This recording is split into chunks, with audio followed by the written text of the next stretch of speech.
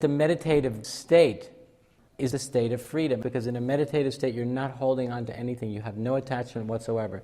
You have no attachment to life, you have no attachment to death, you have no attachment to anything. I was speaking with the Swamiji last night after the puja, and then I was in his room, and he in his way of teaching, he uses the Ganga as a big metaphor in his teaching, and so then we're talking about throwing the ash into the fire and burning everything, and he said, I don't know why people don't just give it to the Ganga. That's how in his teaching, that's his metaphor. Why don't they just take their fears and their problems and their attachments? Why don't they just give it to the Ganga? That's how he teaches. So it's the same thing. It's the same thing as going to zero. The zero means you're dropping everything, right? And everything, by the way, means everything. It doesn't mean you drop everything but a few things. You drop everything. It's the challenge.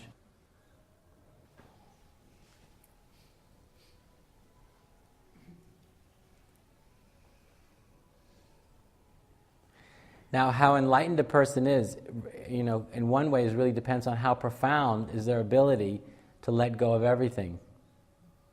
Not once, but over and over again.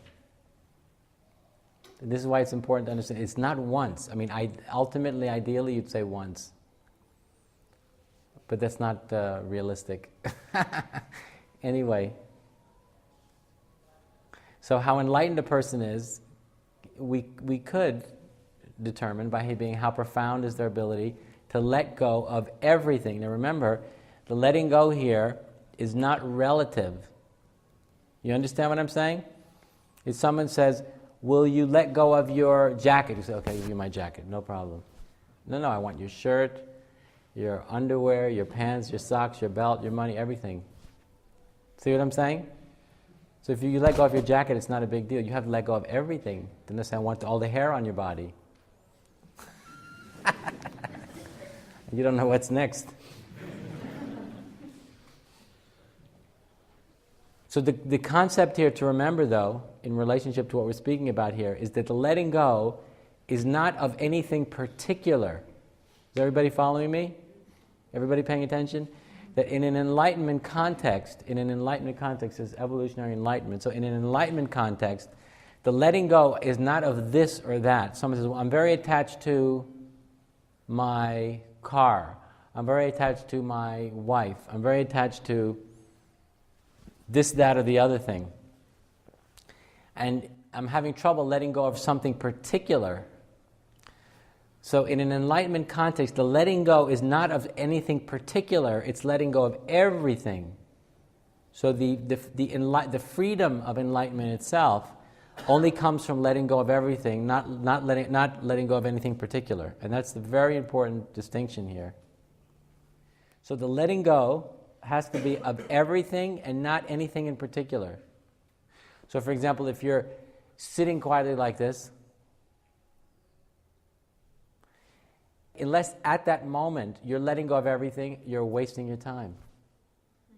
There's no meditation. Meditation equals letting go of everything, right? Not letting go of this thing or that thing. It's everything. That's what meditation is.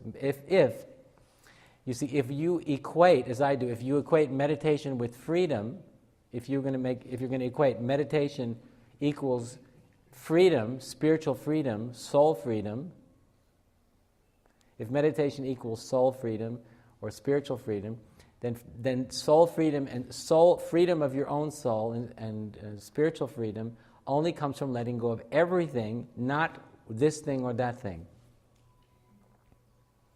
A lot of people say, if I could only let go of my attachment to my wife, my husband, my children, my car, my house, my girlfriend, whatever it is, I would be free. Say, no, you wouldn't.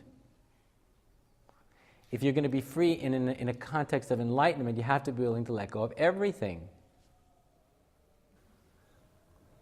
So that's what meditation is, and that's when it's real.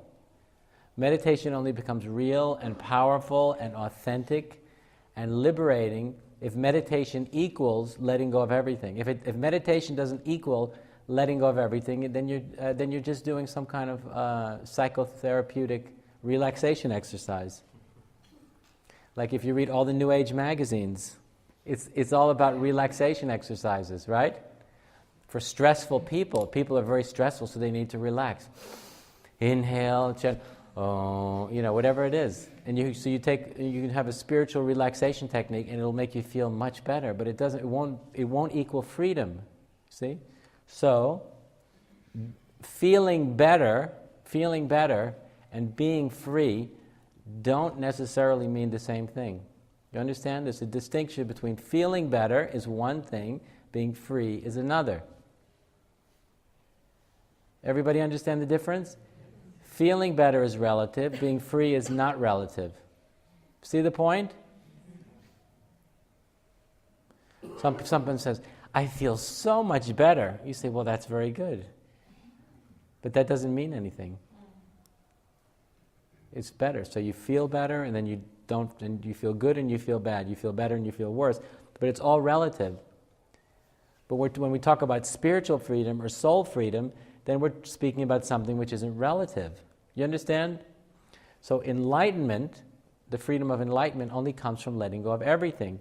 So when we say going from -1 to 0, -1 to 0, that means that's from a life of attachment, a life of fear and attachment, to letting go of everything. So in theory, it means you have no attachments.